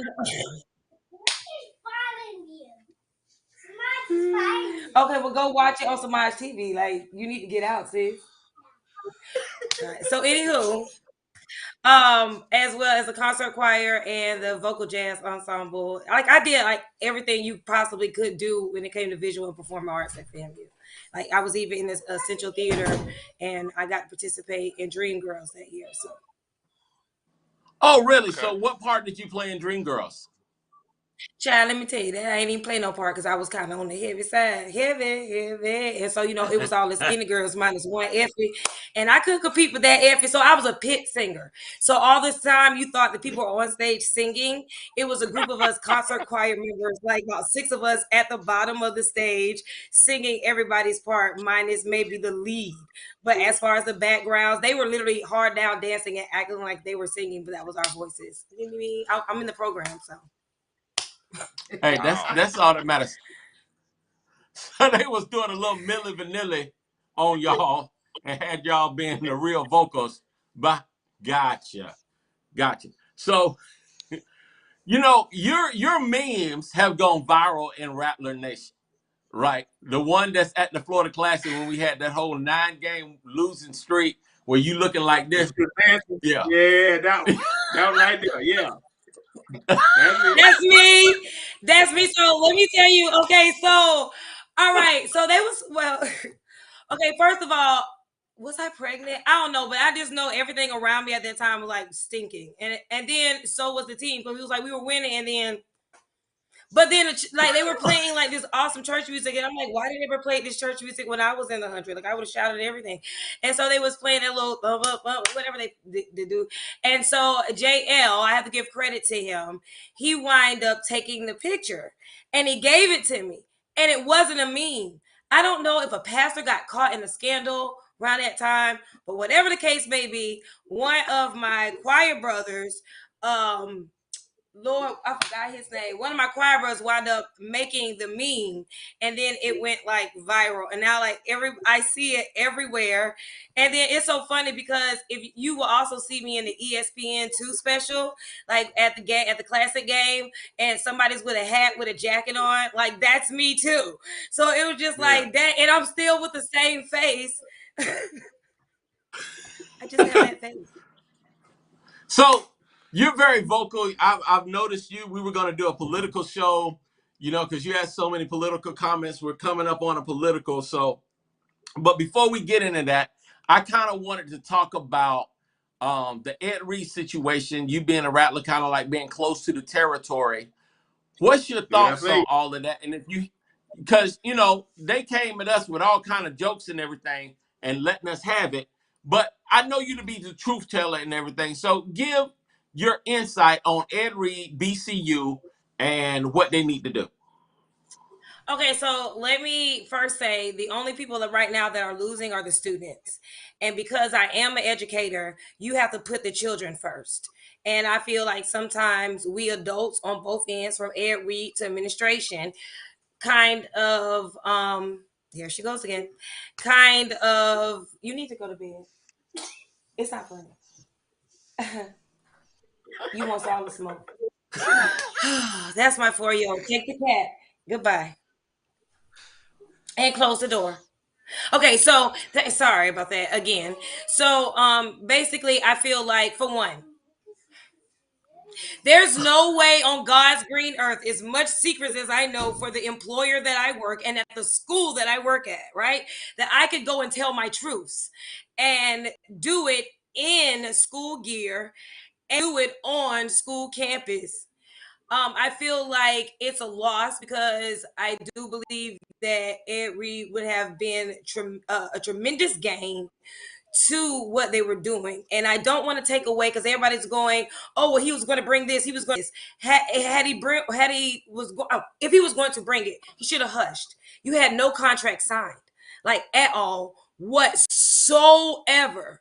Second of all, you cannot go there. Okay, I know you may be mad at Bethune-Cookman, but you got to look at Mary's last will and testament. And the way they may have been running that school is not the way she started it. Therefore, you can only say something to the administration. And two, well, he told the truth. You tell the truth about what's going on in your household? You tell the truth that your husband done cheated on you for the 5th time? You told the truth that that's not your child, that you just helped raise it because you're too embarrassed to tell your homeboys? No, you don't. So it's certain things that you keep in-house. He could tell the truth all he wants to tell it, but he should have told it to administration, cussing them out, doing a 60-minute special about it. You know what I'm saying? Documenting everything. That way when he's, listen, look, if you want me to help you, you got to help me. I got to tell the truth, but let's make money off of telling the truth. Even though I don't like the way Coach Prime did what he did, he didn't go to Jackson State and just go live on Instagram cussing on a golf cart. He got people to come in. He got the news media to come in. So because of that, okay, we got 2 stars. That's why I believe Ed Reed suffered from CTE, but he don't want to. He said he's never going to get tested on it, and you can tell by his outbursts when his lawyer or whoever it was had to go stop, calm down. And that alone right there is dangerous. And I'm saying that because I'm an educator and I get very upset, and as upset as I can get. You know what I'm saying? I cannot just, yo, God, sit down. I can't do that. And you got these boys looking up to you, and what you did was you lost because you so busy. I think Dr. Umar said, and I don't really like him like that, but he said something. You have this selfish stardom, like you believe we owe you something. HBCUs don't owe any NFL player that first, that can't get a job at a school you really want. So you come to us to like a step up. It's like the Orlando Magic. Everybody go to Orlando Magic team to go to another team to win a championship. And that's how I feel like it. You know what I'm saying? And so, I think Ed Reed should have maybe just kept his mouth closed, brought his friends in, and exposed the situation, but did it in-house, because there's nothing wrong with telling the truth, but you got to sometimes tell it in-house, because you don't see, and I'm not trying to call out any D9, you don't see none of the D9s going and telling what's happening in their meetings, and it may be some things happening in their meetings that go on that you're just not going to hear, and then when they come out in public, you will see literally a united front. You think everybody don't know? I'll just fight my section leader. I love you, but I'll just fight for section leader that Friday, and Saturday we was at the game and you knew nothing happened. And I feel like, this whole exposing us, I can't expose HBCUs when I know that there's an attack on us. And as long as there is someone attacking us that looks like us, I don't mind telling the truth. I don't want to just go on social media and do so. Let it be a story. Let's make money off it. Now, as far as the BCU students, stand up. You know what I'm saying? Y'all run that school. That is y'all money. In 4 years when you graduate, you going to have to pay all that money back. You run that school. It should be in your bylaws. Run that school. As far as the administration, get rid of them. Like, y'all still got Vince Carter, Mama Dell. Did she steal money? You know, I love Belvin Perry, but like, what are, you know, like, what you doing? We need, I do feel people who have an established alumni association with HBCUs, whether it's FAMU, whoever has an established alumni association, instead of just beating up Bethune-Cookman and laughing all the time, we do need to try to help them establish something where they are a nonprofit alumni association by themselves, and then they can start donating money. And then what they can do is endowments. Like, a lot of times people don't know, I don't want to donate to FAMU, but you can do endowments and have and operate under FAMU's name and fill out a form, you know, and raise money under FAMU name and specifically say where you want that money to go. But all this exposing Black people, like, stop it. It's mold at Yale. It's mold at FSU. It's mold at Vanderbilt. It's all kinds of things at these old buildings that were built back in the late 1900s, late 1700s, you know, early 1800s. But, you know, as a comedy, Rattlers by 30. You know what I'm saying? Classic. they we gonna do it again. So I mean, I do laugh because it sucks, but it's, I know, but Mary's history. You know, I don't. That's Mary's history, and regardless of how we feel, she is a prevalent Black woman in Americans' history, Orlando's history. She helped Jones High School, you know, so I don't want her name go down the drain, and I don't want to see that school fail, because literally what will we do without a classic? That brings a lot of money to both Orlando, both schools, and everything else. So I hope they can get it together, and if we have to donate instruments like we did last time to start them, then let's do it. So let me ask this. So really, with you've got a new singing career that's coming up now, and you're singing. I really enjoyed one of my favorite movies is The Sound of Music. It just blesses my soul every time I see it. So what made you do the whole Julie Andrews thing live with the children that was running in the bedroom a few minutes ago?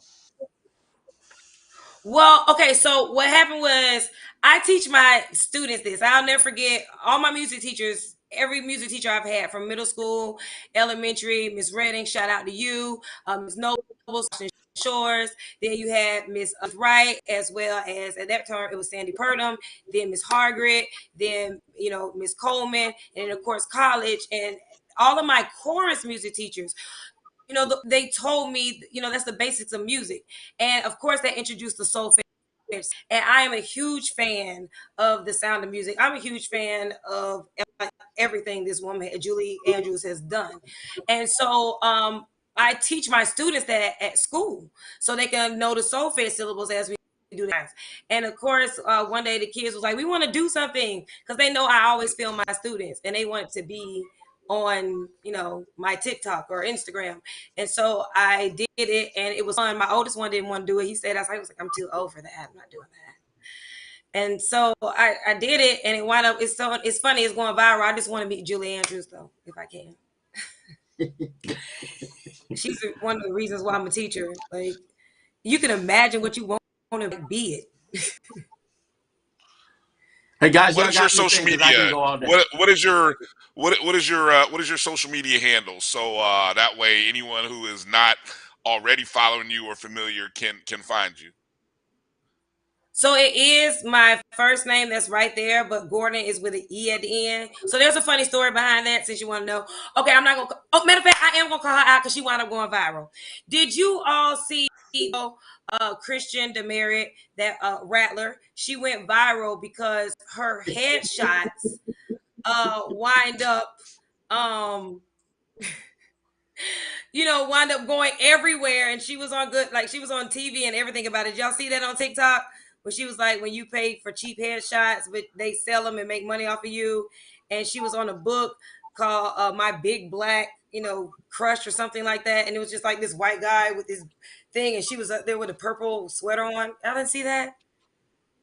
No, I didn't see that one. Oh my God. I'm not on TikTok. It got almost like 1 million. You got to go look at it. It got almost like literally 1 million views. So our freshman, I'm not going to out her, but we were at a band party. And somebody basically was like, your freshman sister is on the floor. I'm not going to say why. And so when I walked in, she looks up at me and she goes, Stahsay Gordon. And we was like, where the heck did you become French? Like, you're from Miami. Like, where is this French accent? And she was talking like this the whole time. And I was Stahsay Gordon. And so they rode me the whole time. And ever since then, like all my freshman brothers and sisters in the choir, they know that my name is Stahsay Gordon. And so since divorce, you know, I'm you know, I change it to my stage name in case anybody. And I divorced a rattler. So don't tell me, oh, you should have married a rattler man. And did. I'm looking for another one though.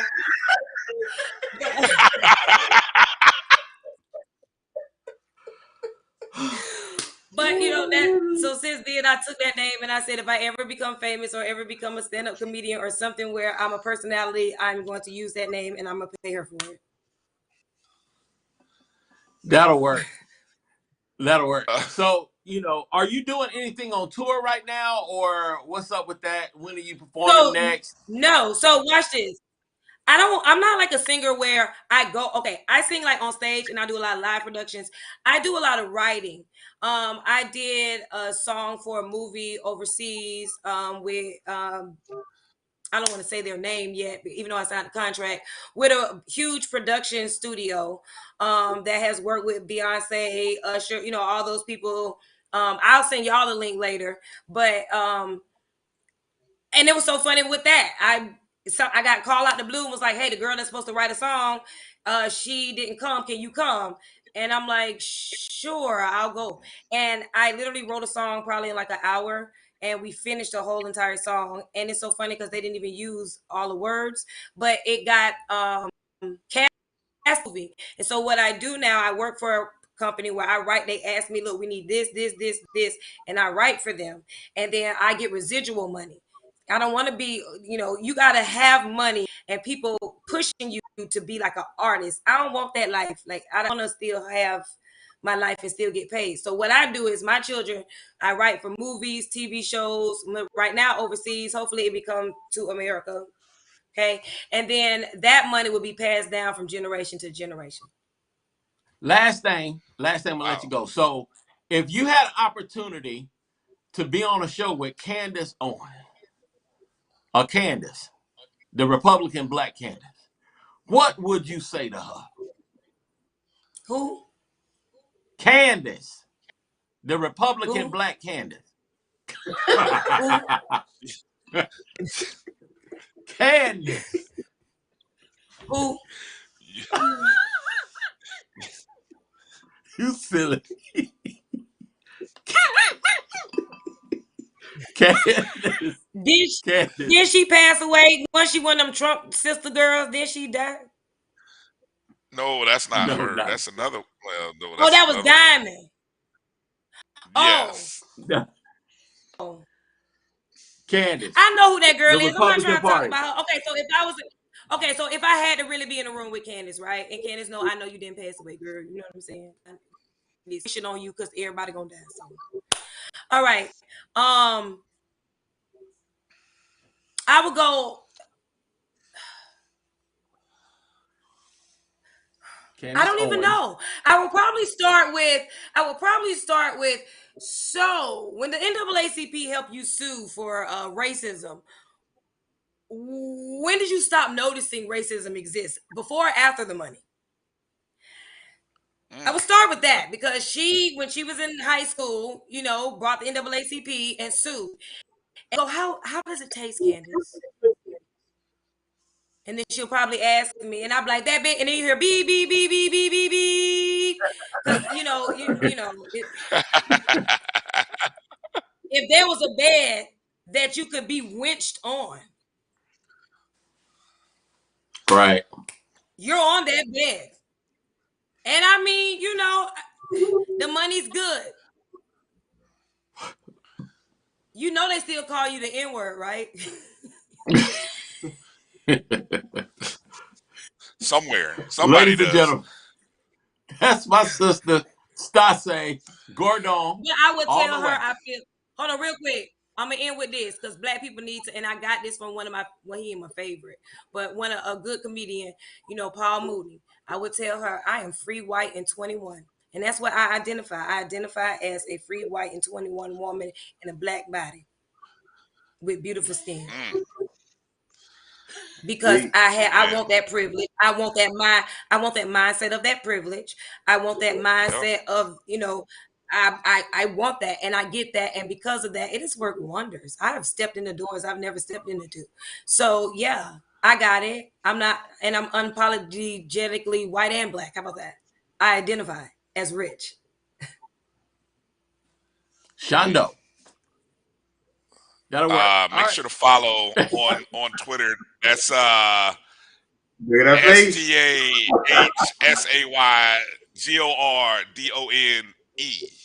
That's on Twitter.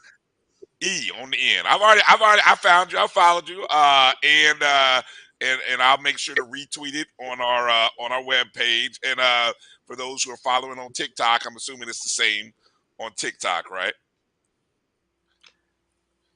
Yes, it's the same on every. If you just type in Stahsay, you're gonna find me on that like that. All right. We and one more thing, gotta FAMU hire me. Yeah. What position? What do you want to be? What hire you to do? There's a lot of open positions. What would you want? What you need done? That's the question. What you need? You need media. What you need an educator. You need a fundraiser for our new baseball stadium. How about let's start there? Get us going down this road. Let's do that. Get us going down this road. You said, hold on, watch this. You said nothing but a word, and I'm not trying to put my stuff on the track, but I'm going to put it on the track right now. I sat in my house when Flint, Michigan was going through their stuff, and I was literally nursing my, not the one you saw, my other daughter. I was nursing her, and I saw that the mothers were crying and saying, how do I feed my baby this formula with, out the faucet, or do I drink this stuff and have to nurse my child? And so I bought like a whole bunch of water, and I said, let me try to just, if I can live like this by cooking and drinking strictly from, bottled water.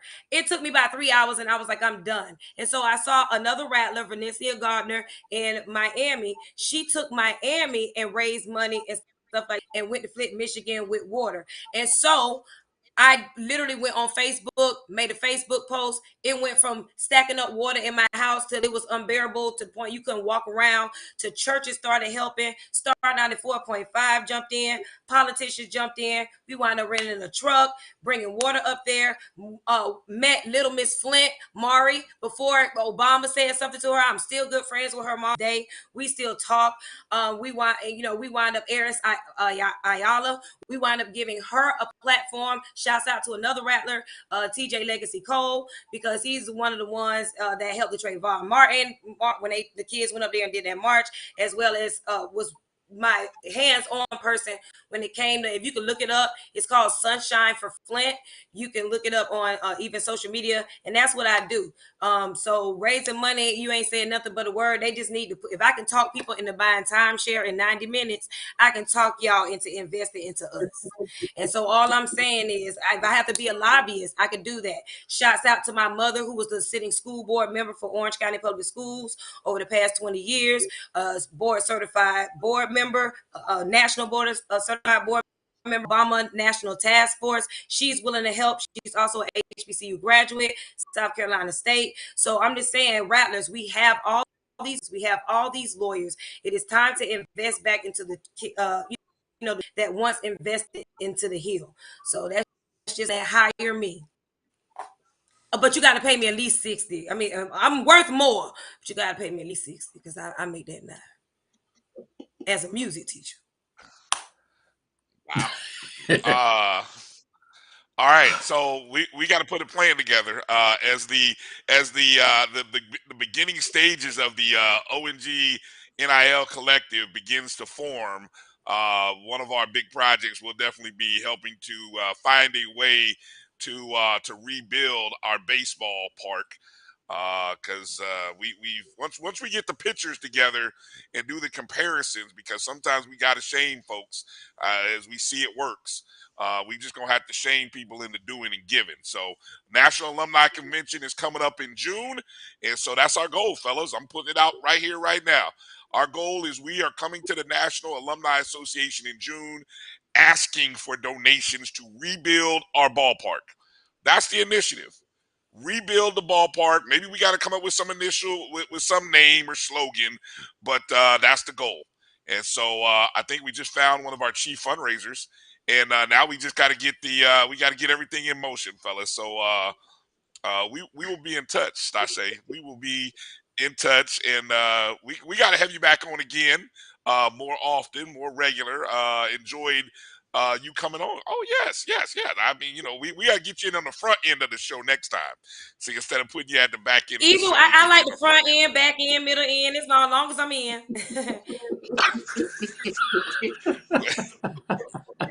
Well said. Thank you for your time tonight. Appreciate you. Boy, it's a joke. It's a joke, you. though, man. I ain't going there. It is. I ain't going there. I ain't going there either. I'm just gonna say thank you, Rattler, and I'm just gonna get off the line. And thank you, Stahsay. You have a good evening, all the little ones. Shout out again to the little one and the cat. And she cut her mic. She had to go. Oh Lord have mercy. God bless. That was beautiful. Thank you again. So that's gonna do it for tonight's show. Good job, Kofi. Good get on the guest. Got to thank again Bo Summersett for joining us earlier. Coach Troy Johnson for joining us. We came back. I don't know, Drew. Was there something else? Hey, Stahsay, good to see you again. You back? Yes. No. Hey. Yeah. Hey, you better cut. I don't know. You better cut that camera off. I was laughing and I was laughing and my head hit the button. Oh, okay. Well, please don't. Okay. Don't. Our producer, he see you come back on, and he hit the button and bring you back on live, and all of a sudden, so all right. Have a good night. All right, bye. Woo. Okay, we can bring it back. Yeah. So again, podcast BCSN Pod Zone.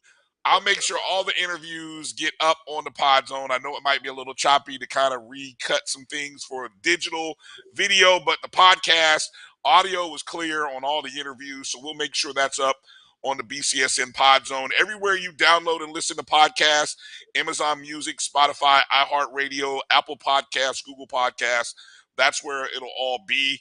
Again, BCSN Pod Zone. Please follow us, Facebook, Twitter, and Instagram at ONG Strike Zone, and go download the Jericho Broadcast Network's app, MyJBM, MyBCSN, if you search Apple App Store and Google Play. That's going to do it for tonight's show. Appreciate you guys for being with us on Facebook and YouTube, watching on Twitter. Hit the thumbs up button as you're out the door. You can always leave a super chat tip. You can also send us a Cash App donation. All the instructions are there in the description, how you can donate to the show via Cash App or Square. And then that doesn't really work like that, Drew. So, yeah, okay. All right, there we go. All right, and again, turn on the notifications for the ONG Strike Zone. All right, that's going to do it for my brothers. I appreciate you guys as always. Kofi Hemingway, Kelvin Rozier. I'm Brian Fulford. Get to Lawson this weekend. Alabama A&M. 2 o'clock women's tip, 4 o'clock men's tip. I believe there is still some good and magic that can come out of the season, but you got to believe, Rattler Nation. It starts with you. You got to get there. You got to support. Put your prayers, light a candle, do whatever you got to do. We can get a dub. We can get some wins. We just got to be there to support these young men and women, and anything's possible. Anything is possible. I'm sorry, Scotty does that. Or I'm sorry, KG did that. My bad. I don't want to steal from anybody, so let me stop and get off the phone. All right, that's going to do it for tonight's show. Rattler Nation, be good, be safe, be smart, and when you see a wildcat in the street, don't strike. just maybe offer a trash bag and a couple dollars, maybe help pick up some trash or whatever, and help keep everyone safe and clean. That's gonna do it for tonight's show. Peace out, Rattler Nation.